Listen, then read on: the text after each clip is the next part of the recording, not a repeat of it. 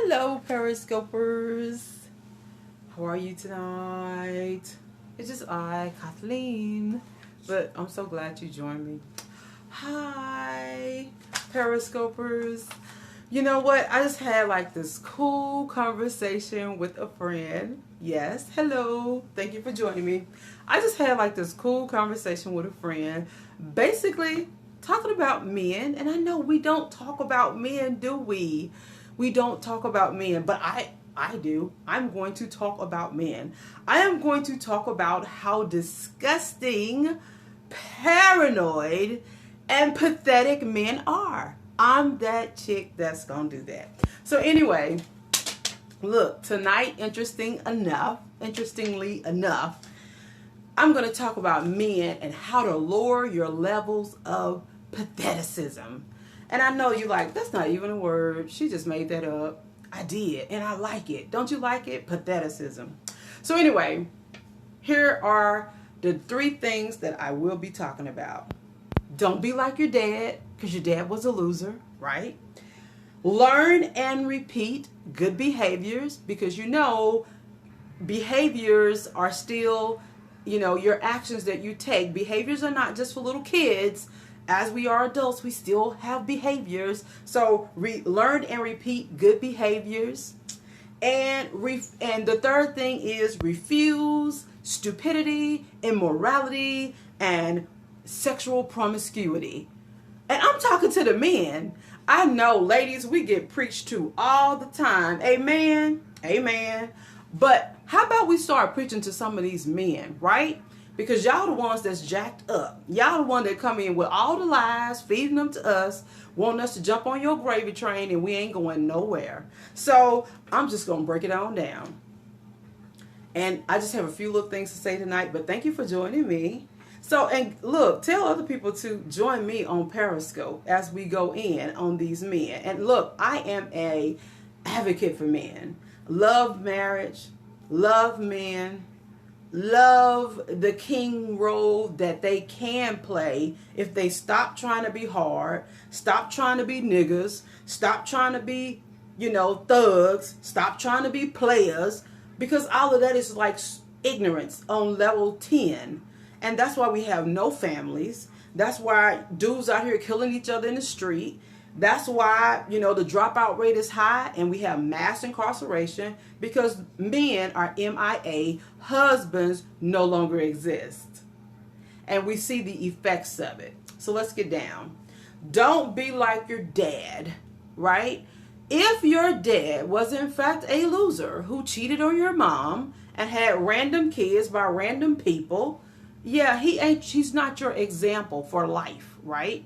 I love my dad to death, and I'm not a dude, so I can't be like my dad in that regard.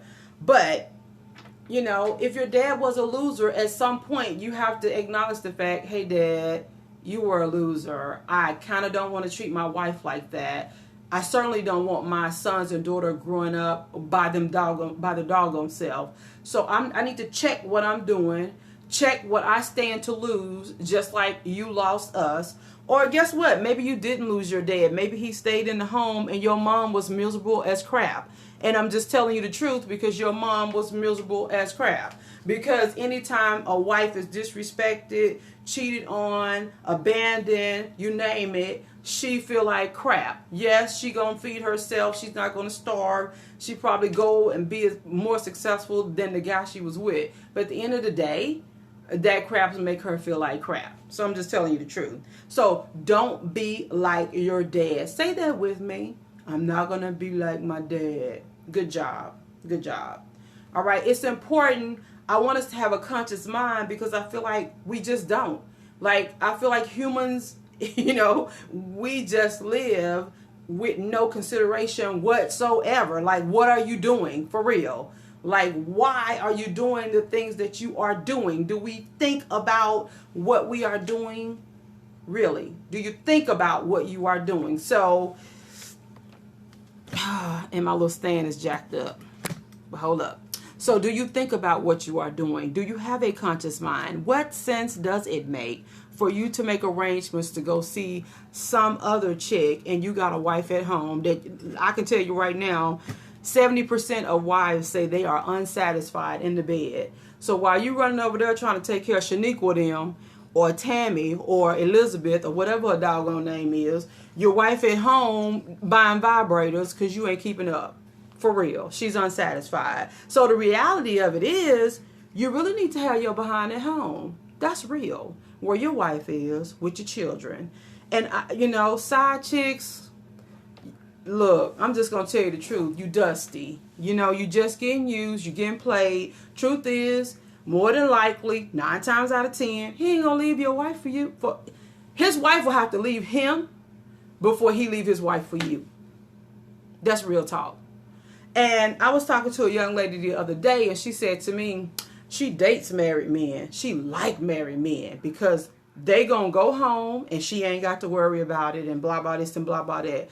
I said, oh, okay. I said, how much money does he make? Like, how much bread is he bringing home? She was like, this and that or whatever. I said, well, she was like, he give me this and help me pay that and this, that, and the third. Okay, but what about him taking his money away from his home, from his children? Men do that, right? They don't pay their mortgage at home. And the wife probably got to get a second job, or the mortgage don't get paid. And she might be facing eviction or moving in with the mom or whatever the case may be. So it's like different situations create different circumstances, right?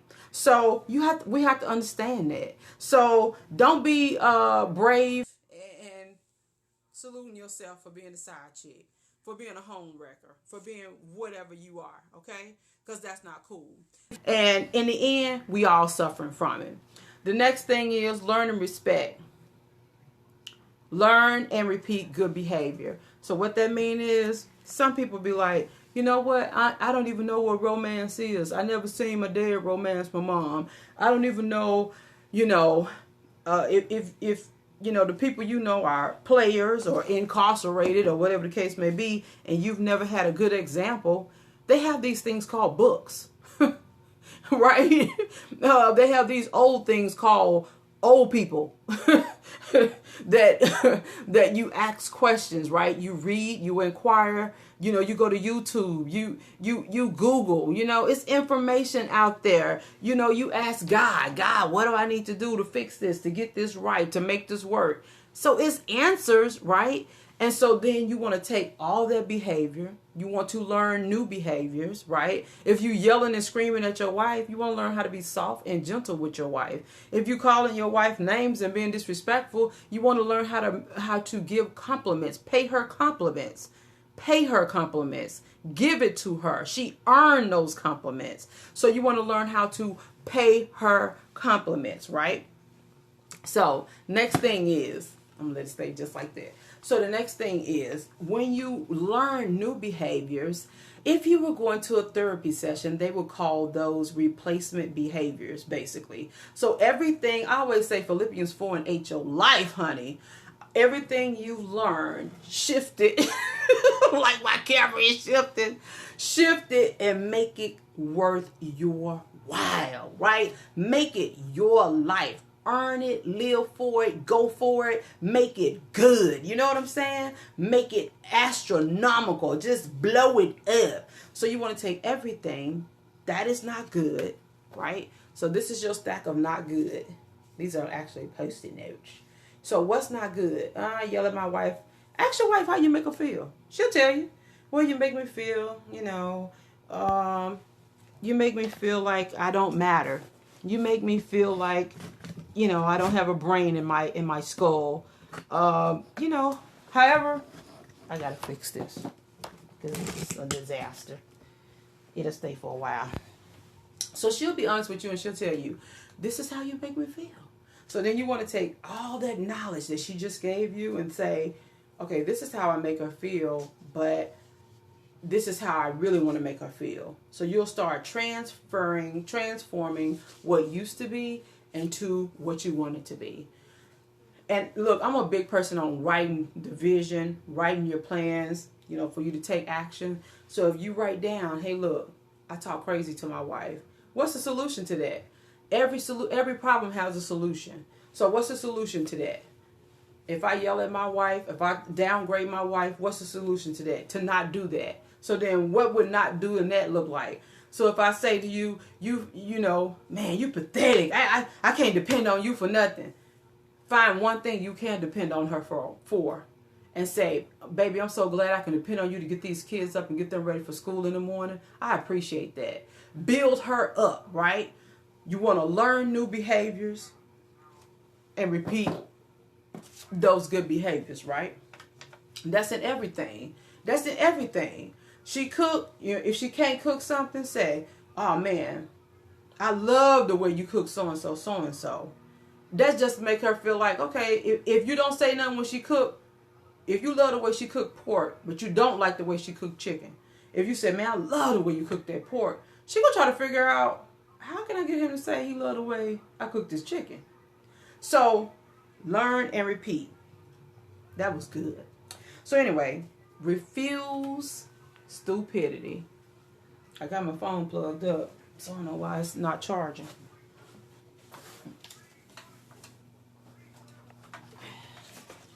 This over here. Oh yeah, of course I'll make a mess. You know me, I don't stop filming. I ain't Tyler Perry. It is what it is. Okay, refuse stupidity. Oh my goodness. Here's the real self-test for you guys out there.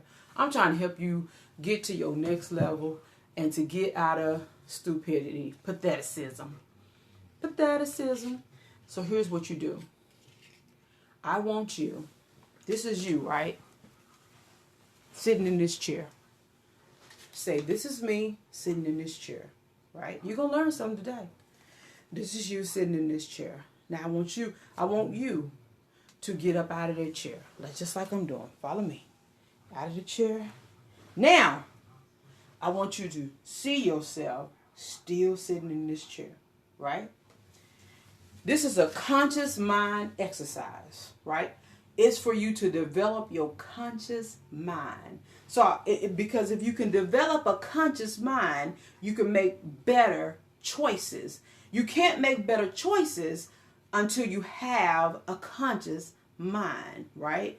And even in the Bible always talks about mind. With the mind you serve God. With the mind, you know, the transforming of the mind, everything the mind. So everybody want to teach you stuff about the mind. How not to overeat, this and that, whatever. If you're depressed, that's the mind, right? Everything is linked to the mind. So here's your exercise. You're here, right? This is you sitting here. This is you.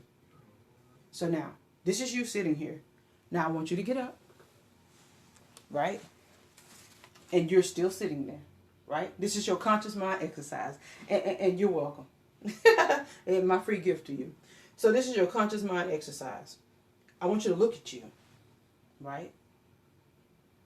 That's weird, ain't it? That's weird, isn't it? Is it not? And look at you sitting there, right? Keep an eye on you, right? Don't worry about me. Worry about you. Don't worry about your wife. Don't worry about the kids. I want you to focus for a whole week just on you, right? Take a little notepad with you. Have a little notepad, put in your pocket. Not a Post-it note, but like a little notebook or something. And I want you to look at you. I want you to step outside of you and observe you. What do you think? What are your thoughts? Follow you around. Where do you go? Why do you go there? What are you doing? Why are you doing it? Huh? Do we ever think, or are we just living? There's only one way to develop a conscious mind. You have to observe yourself. You have to know what you're thinking, why you're thinking it, right? And then if there's a problem, what did I say? There's always a solution. So then you have to figure out the solution, and you have to solve it. Don't wait. You can ask for help. What I say, old people, Google it, right? Read a book, DVD, YouTube. Always a way. There's problem solvers out here. I'm one. I'm helping you right now. So follow yourself around. Judge yourself, right? Do you refuse stupidity? Right? If you go to my YouTube page, Miss Persistent, I have a 6-part series on, I can't remember the name of it. Well, it has something to do with the mind. I can't remember it. But I have a 6-part series on YouTube. Go there and watch it. It's insane. Yeah, just go there. Miss Persistent. MRSPERSISTENT. So you have to, are you refusing stupidity? I talk about injected thoughts. Every thought you have is not your thought, especially if it's not even a productive thought. You know, why would you be thinking about some other woman if you're married? Like, some things are stupid, you know, and you have to refuse stupidity. You have to. You have to do that. I can't do that for you. You know, your wife, your job, no one can stop you from doing something stupid. You have to learn how to gauge yourself. What am I about to do? What am I thinking? Right? Follow yourself around. Immoral, refuse stupidity, immoral, and refuse sexual promiscuity. I don't know what it is about people. You know, I had a lot of things happen to me when I was a child, and without guidance and knowledge and all that good stuff, I was promiscuous. So how do you refuse promiscuity? Well, it's kind of like you learn better, you know better, you do better, basically. So refuse sexual promiscuity. Follow yourself around. This is your homework for the next week, or two. Follow yourself around, observe yourself. You know, when you're sitting there on the couch, think about, what was I thinking about when I was sitting on the couch, and why? I tell people all the time, the first prison is the prison of your mind. No one is sitting in a jail cell who did not have thoughts of doing something they should not have done. But if you learn how to observe yourself, watch yourself, get a conscious mind developed, then you will not be doing things that you should not be doing. The first prison is the prison of your mind. Your thoughts bring you into captivity, right? Which is why the truth sets you free. You get it? The truth sets you free because you're able to see and understand and observe why you make choices, and to refuse and reject certain choices, which puts you in control of your life. Anybody in jail have not been in control of their life. And I can't even get into that because that'll take me to a whole nother subject. But I'm just here tonight to lower your level of patheticism. I am the mind changer. Don't forget, honey, tell them when they ask you who said it, tell them Kath said it. My friends told me to name my show that if I had a show. Kath said it. And they told me to do duck lips. I said, my lips too big for that. Anyway, thank you for joining me. This is Kathleen Harrod. I'm going to post this on Facebook, YouTube, and everywhere, because we need to upgrade our men. Love you. Bye-bye.